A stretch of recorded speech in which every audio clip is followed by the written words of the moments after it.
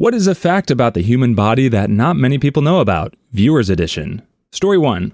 I had a pretty terrible appendectomy. Pretty sure it was all just constipation due to the region's source of pain, but my foster parents gaslighted everyone into doing the procedure just in case. Problem was that prior to the hospital, I was made to chug down and insert all sorts of laxatives. Surprise, surprise, didn't exactly help the pain, and the next morning I was taken to the hospital. Then, when at the hospital, I was barred from eating or drinking anything since no one knew whether a surgery would just pop up. The dehydration then messed with a ton of stuff like blood draws and blood pressure. Ever since that surgery, my bowel movements haven't quite been the same. I'm pretty sure the large amounts of laxatives combined with an extreme diet change ruined whatever gut health I had left. And without an appendix to provide backups of bacteria, I haven't ever really recovered. Diet change, as in the liquid to semi-solid to solid process, in order to give the gut time to heal safely. That foster family fed me the most messed up diet I have yet to see. Nutritional supplements, protein powder, Nesquik, milk, and the kicker, chunks of lard, then blended up to hide everything. Stuff tasted like dirt, and I had to be constantly drinking it. I would have drank the protein and supplements on their own. They just assumed I wouldn't and put in chocolate milk, but snuck in lard because I was too skinny. Well, I can't handle fat-rich food all that well, and everything just passed through as if I were lactose intolerant. After a decade, gut health has only recently started to stabilize, due to eating lots of stuff like tofu, pickled vegetables, and the like. Still is a little iffy, but I just have to live with the fact my stomach is extra sensitive to spice, dairy, and such. Also forgot to mention the whole reason I wrote it all. At the time of surgery, everyone said the appendix was definitely vestigial, and taking it out at the time was like removing a potential time bomb. After living without one, I was constantly thinking something was missing. My guess was exactly that even if it has no explicit purpose, it at least acts like a backup storage of bacteria in order to regulate gut health. Now, if I don't constantly eat good bacteria, I risk my gut shifting out of a normal digestion. I mean, you just start to know what kind of stool is coming and why. Did you eat too much spice, dairy, not enough water, etc.? Story 2. Story 11 is what reminded me of my fingernail injury. It might be different for everyone else, but my fingernails take 3 to 4 months to grow back completely. I was playing cricket a few years back. For those who don't know, it's basically baseball, but with a heavier ball and wickets and stuff. Pretty common in some parts of Europe, Africa, and maybe South or Southeast Asia. And the ball we used wasn't a cork or leather one, but rather a soft synthetic one, which is made up of a semi-hard PVC material and doesn't bounce much. We used this because the area wasn't too big, and others' balls go pretty far when you hit them, and mainly as this prevents us from breaking any windows or such breakable objects around the campus.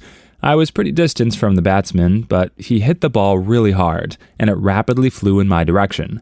I tried to catch it, but the ball swung slightly to the left and hit the tip of the index finger of my left hand.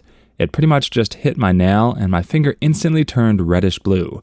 I went home and held it under cold water, and pretty much everyone was like, "Walk it off, it's not that serious," because it was pretty common and happened all the time, but it took a few days for my finger to heal, and then I realized my nail was broken inside and slightly separated from the exterior part, which is visible. So it kind of grew under the original nail with a black stripe where it separated, and a kind of red spot where the blood clotted over.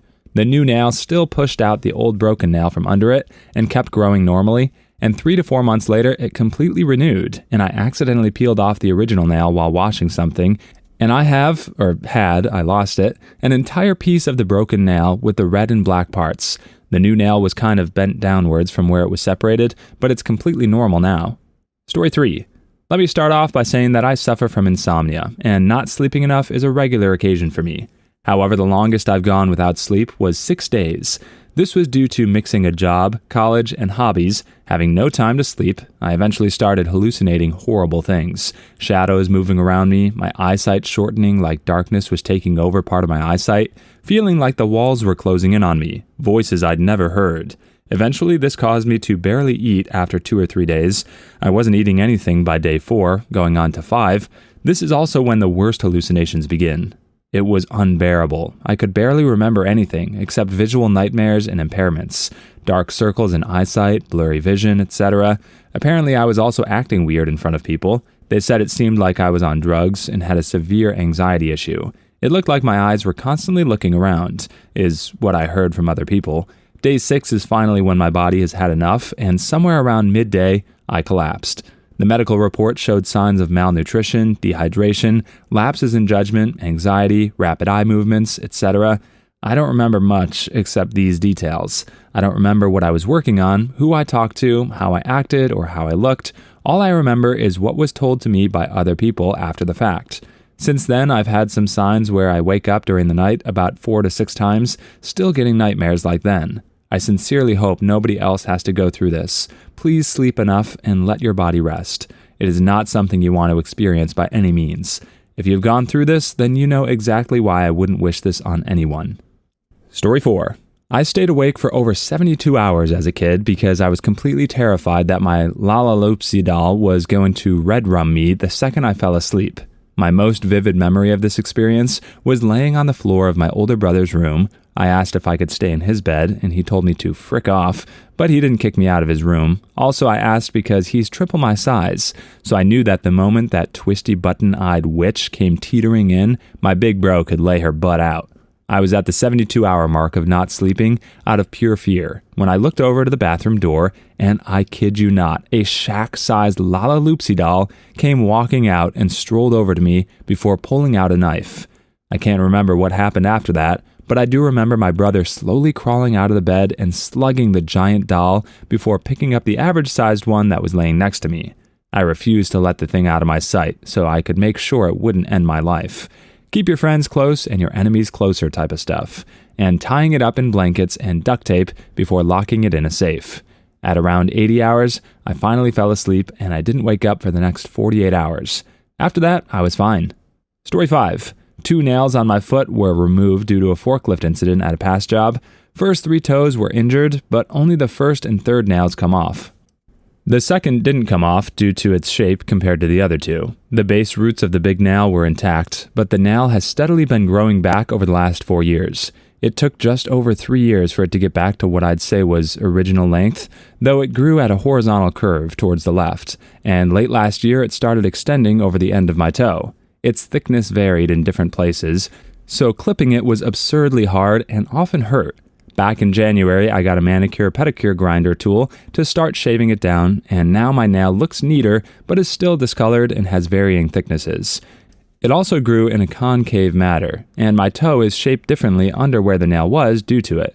Getting under the nail for the first time last month was eye-opening. The small nail grows pretty much the same as before, just at a different angle. Basically a 45-degree angle, right of center, and pointing towards the first 3 toes. Really interesting experience, and it's not even done 4+ years later.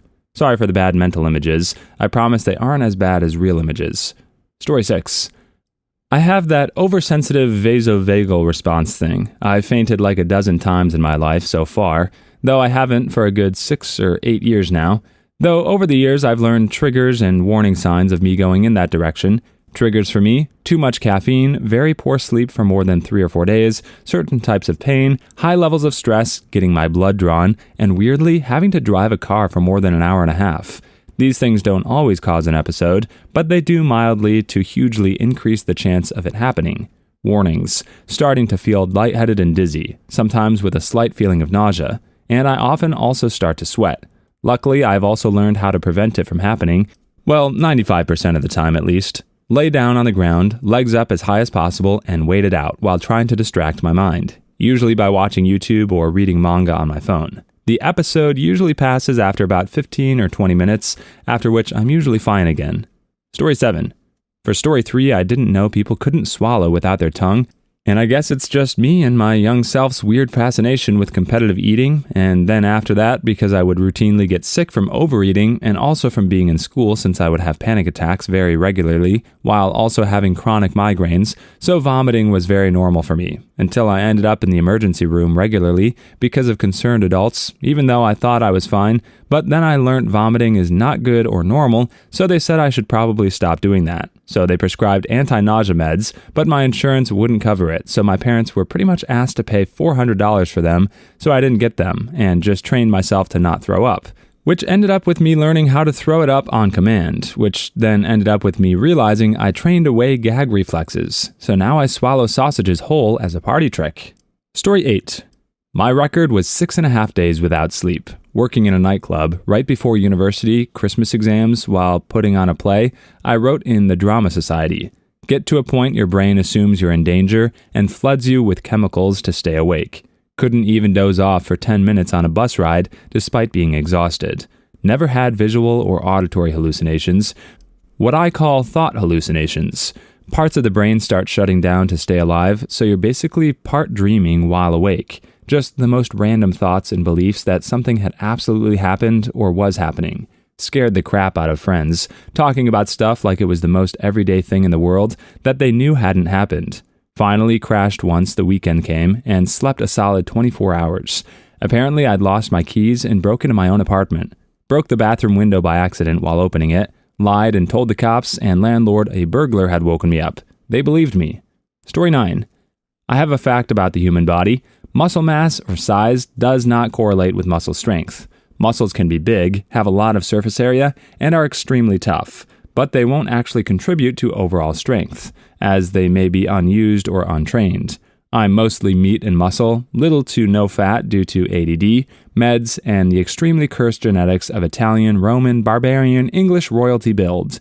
With this, I am small, have a decent but somewhat medium amount of muscle mass, and I am fast as duck boy. Because I do general labor and eat normally, meat, veggie, dairy, and grain diet, it works wonders for reasons you should know. My muscles are extremely strong. Also because I often underestimate the amount of strength I should be using, I can pick up objects 1.5 times heavier than myself. Too long didn't read, little Italian boy with cursed genes can beat The Rock in an arm wrestling match. Story 10. The longest I've gone without sleep is 2 days. Well, 36 hours to be precise, give or take. I don't recall ever getting anything like illusions, seeing shadows, or hearing voices. I'm also not the best at being able to keep a consistent sleeping pattern, so there's been quite a few times where I've tried to just tough it out and stay awake throughout the next day to go to sleep at a normal time in the hopes of fixing it. And whether it's a rare occasion that I do pull that off, or my eyes feel too much like poop, I won't necessarily feel tired, like everything else will be fine, but my eyes will be aching too much to want to stay awake. I don't ever recall experiencing that stuff. I kind of feel like I'm missing out on an interesting experience, honestly. Wouldn't mind experiencing any of that at least once next time my sleep pattern screws itself up. Story 11. Your muscles are so much stronger than you think. Not talking about the fact that you only use 20% of your muscles. This is due to leverage and angle of pull. For instance, in the average man's quadriceps, the muscle used to straighten your leg, works at around 50 times more force. That means that if you can do a leg extension with one leg at 20 kilograms, your muscle is exerting enough force to lift a car. Only an inch or two, but still. Personally, my multiplier is 54 times, and my single leg extension is 65 kilograms. I play rugby. That means that my quadriceps can output 34,433.1 newtons of force. That means if you took both my quads out of my body, still working, you could use it to lift a Humvee. This is without causing any long-term damage to my muscle. Story 12. I have an undersensitive vasovagal response. I've had multiple surgeries and watched them cut me open and fiddle inside my body. My latest was when I had ingrown toenail and they had to remove a good portion of it. This is a minor surgery to me. They filled my toe with the numbing agent and my toe basically tripled in size from the swelling. They then cut most of the nail off, along with a good chunk of skin that had been touching the nail. It bled constantly and formed a small puddle on the table that I was on. I thought it was cool. I also had cancer right where my spine was. Couldn't watch the surgery happen, but the doctor took pictures of the process and showed me. Human fat, muscles, and bones are pretty weird looking, especially when it belongs to you. Story 13. 1 out of 2,000 people are born with an autoimmune disease called eosinophilic esophagitis, or EOE for short. This disease is triggered when you have an allergic reaction to something, such as pollen or certain food. What happens is eosinophils, a type of white blood cell, coats your esophagus, making you really sick. I'm one of the people with this disease, and it also causes giant heartburn, and I have to take a certain medication to keep it at bay. But with a new discovery that I might have also asthma, it could affect my EOE drastically. My EOE is triggered by me eating eggs, so I'm not allowed to have most foods, and we have to find multiple substitutes, but it's still a challenge. Story 14. Personal experience here, as my mother is O negative, while me and my sister are O positive. For the most part, my older sister's pregnancy went fine until an injury caused the blood to mix, and now that mom's immune system was aware of an invader in the womb, it went to work. When I was conceived, mom's immune system was already ready and waiting, so no injury was needed for me to be discovered. We were both delivered safely by cesarean. However, the doctors basically told my mom that if she tried to have a third child, there would be no chance of it surviving. Additionally, despite having the highly desirable O-type blood, she is not allowed to donate on account of her anti-infant antibodies. Story 15. For that liquid, you have to totally submerge the person in the liquid, and it makes you feel like you're drowning and dying. Eventually, you get used to it, and it just feels a lot harder to breathe, and you feel the liquid around you, obviously. Taking the person out of the vat will also make them feel like they're dying from drowning and be in excruciating pain. The liquid is primarily used as a method of torture, but its intention is for space travel, as it would be better to use to keep high pressure on the body to keep muscles from degrading, and it allows the body to be put under higher G-force as the liquid disperses the force way better than air. Story 16.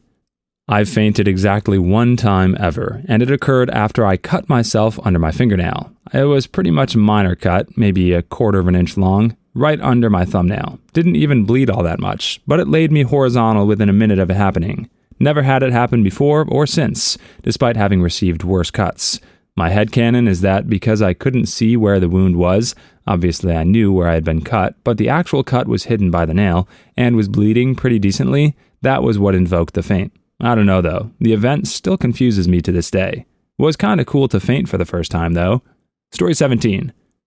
My brother was shot in the head in a carjacking in 2009. Upon being taken to the hospital, they contacted a doctor who was willing to try the experimental surgery of removing the damaged part of the brain and replacing it with a silicone-like material, not exactly sure what. He can talk and function, but his control over the left half of his body is not good.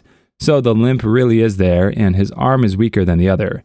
He does have some short-term memory loss, but remembers all his old memories, so he remembers all the family and his childhood and things like that. The human mind really is crazy.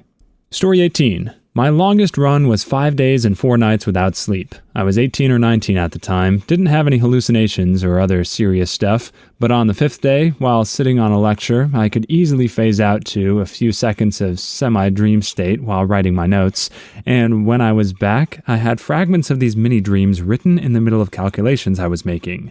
I wish I still had this textbook. It looked like it was written by 2 different people. Don't recommend trying this at home. I slept for 16 hours the next 2 days and felt like I'd temporarily lost like 30 IQ points while recovering. Story 19. An interesting amount of info I learned is that a person's smell can be a huge psychological factor necessary for first impressions. Or in other words, you can smell compatibility with other people. A dirty guy who smells all right to a girl is easier, though subconscious, to tell that you two are compatible. And same between a girl's smell to a guy. This would make perfume one of the first lies you tell other people. A relationship where you two wear perfume, whether you took a bath or not, will become a revealed lie the first few times the perfume smell wears off. Doesn't matter if you know or not, your instincts will give those warnings off. Story 20. I actually had to stay awake for an entire week. I had major oral surgery and all of my teeth were replaced. The temporary teeth that were put in were a little too long and I'm a habitual mouth breather. On top of that, if I fall asleep with my mouth open, it would end up closing in the middle of the night and I would wake up. If I tried to breathe through my nose, I choked on my snot. It never took more than a few seconds of me falling asleep. I need to be waking up, gasping for air. I'm not sure how I wasn't hallucinating by the end of the week. Story 21. One of my friends has something similar. He can barely get enough sleep, and he's constantly tired. He said that recently he'd been hearing voices of people far away calling his name, and he can't recognize the voices of the people. And he says they're really subtle sounds, coming from far away, but from all directions. I don't know, did anyone else experience this, or does anyone know what the causes of these auditory hallucinations are? I mean, I think it's from the lack of sleep he gets, and I'm pretty sure if we were to pull all-nighters, he'd start having these visual hallucinations too. Story 22. Your digestive system is most active when you sleep. The more movement you do during the day, the less active it will be. For people who do a lot of exercise or physical work, the digestive system can actually stop working for a little bit until the person slows down. This is why, after a long time, the need to go might suddenly just hit you, even if you didn't feel it before. It's also why food comas exist and why you shouldn't exercise right after you eat. I know most of this is common knowledge, but it's still a handy and practical explanation. Story 23. I've worked in the medical field before, and the sight of blood and other bodily fluids never bothered me. Cut my hand at home pretty badly one time, took one solid look at it, lost all feeling in my legs, and hit the floor. Never fully understood why my own blood bothered me so much when open bed sores didn't even make me blink. I just assumed I was panicking because of the injury, but I was also 100% sure that it was the sight of my own blood that was the issue. Turns out my vasovagal reflex is the witch, not me. Story 24. I have the vasovagal response thing really bad. The first time and the time we figured it out was during finals week, and I was really stressed out because I didn't understand a lot of the material. I got off the bus and walked into the high school. My friend said I looked as pale as a vampire and almost looked green, like you see in cartoons when a character gets seasick. My blood pressure had dropped due to a vasovagal response, and it was basically my body telling me to lay down, and when I didn't, it forced me to. Story 25. Not really a story, but I was sleeping on the sofa because my bedroom needed work. I couldn't sleep, so I took melatonin and proceeded to stare at the blank TV screen. Started to see random things that I can't describe. This happens every time I close my eyes or look at something black. I'm not racist. The longer I hold the stare at the space, TV, or whatever I'm looking at, it gets more vivid and flashy. Has gotten to the point where I jump. Turns out it's a closed eye hallucination thing. Story 26. People with black skin aren't actually black. In fact, every other dominant color, shade, or tone is in a person of full color skin pigment, including white. But real black is the only missing tone value. It's by mixing all the other variant types. We see the brown or even dark purple or blue in the collage, similar to mixing enough different paint or crayons. So rainbow is a more accurate color depiction, while black is a more misnomer. It's become known that mutations in the human genes have caused color recession in defining other skin types. Story 27. Your body mental reflex will also cause you to hold in your breathing when exerting yourself beyond your possible limits. This is a primitive instinctive means to reduce the risk of pushing your body to the breaking point of self-harm. This also happens when in physical altercations with others. It is a natural trait to hopefully end fights early. By having one opponent succumb to exhaustion and tap out before the unnecessary loss of lives in dominant matchups. You can override this with mindful training to always keep breathing through tense situations. Story 28. This happens to me literally only when I get blood drawn. At first I thought maybe I have a fear of needles. Well, it doesn't happen any other time needles are involved, vaccines and other shots. Then I thought maybe it's the blood. Then one time I fell out of a tree and impaled myself on a stick into the fat around my stomach. Bled like a pig. Nothing. So apparently something in my brain just hates someone taking my blood, and decides the best course of action is to pass out. Story 29. REM sleep, or rapid eye movement sleep, occurs around the last hour to half hour of a sleep period, during which waking up can be very hard, and people who aren't morning people often wake up during their REM sleep. However, you can circumvent REM sleep by waking yourself up earlier. This can result sometimes in feeling like you blinked and were suddenly awake again at 100%. This isn't super healthy though, and if you stay awake too long, you can experience all of the side effects of sleep deprivation. Story 30. Vasovagal syncope. I finally have a name for it. Luckily, I'm well aware of having this condition by now. Mostly happens when something metallic enters my body, so I can warn doctors about it. I feel like what helps most is lying down and talking with someone. It's pretty hard given the difficulty in hearing and talking, but it keeps the brain going and at least helps staying awake and usually goes away after 1 to 5 minutes, or at least that's the time it feels like. Story 31. I think the one about the stripes is forgetting to mention this happens only in women because we have an inactivated X chromosome, but since we have 2, which one is inactivated is random at first, but as the cells multiply, patterns arise. Because inactivated ones give birth to inactivated ones and so on. The only way for the males to have it is if they have a case of mesoacism, which usually doesn't do that anyway. Sorry fellas, this one is only for us. Story 32. Okay, but with the fainting from your own blood one, my brother has that to a ridiculous degree. He actually almost passed away because of it. After he got a small cut on his finger from opening a can, he proceeded to pass out and bust his head open on the hardwood, or tile, I can't remember, floor. If his then roommate and now husband wasn't home, he probably would have passed away. Broken jaw and many stitches later, I'm pretty sure it could easily happen again. Story 33. Something that I've personally learned, sense of touch is not the same as sense of pain. I have a weakened sense of touch in some parts of my body, and below the knees I basically only have a sense of pain. This mixed with damaged proprioception, and I have no idea where my legs even are. I can feel them through pain, but I don't know how they're positioned nor where they are. I walk by relying on muscle memory and eyesight. Story 34. This explains why my dad was on dialysis, because if you can't produce new blood, you have to have clean blood somehow. So what they do there are needles and tubes. It's not that easy, but whatever. The needles and tubes hook to a machine that takes blood out to the fistula, and then that filters and cleans the old blood. Story 35.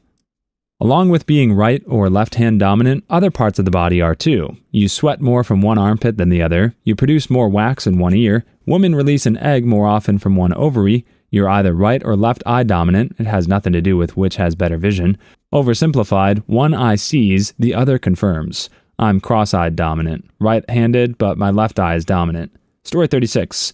The reason the body doesn't produce vitamin C is because it was never really selected against in nature.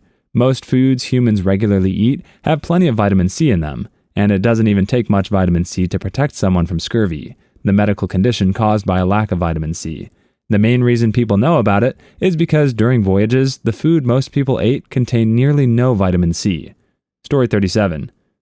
I've actually experienced this due to anxiety issues. Freaking tastes disgusting too. Also have pooped out whole foods, as in ate a cheeseburger or steak, and I'm pooping out full chunks of the meat I ate, not even processed in my body. Wild. As in, poop looks exactly like what I ate on the plate, but in a toilet bowl. Story 38. Oh my god, I have a twin. We have mirrored eyesight, so I have better on my right eye, and she sees better on her left.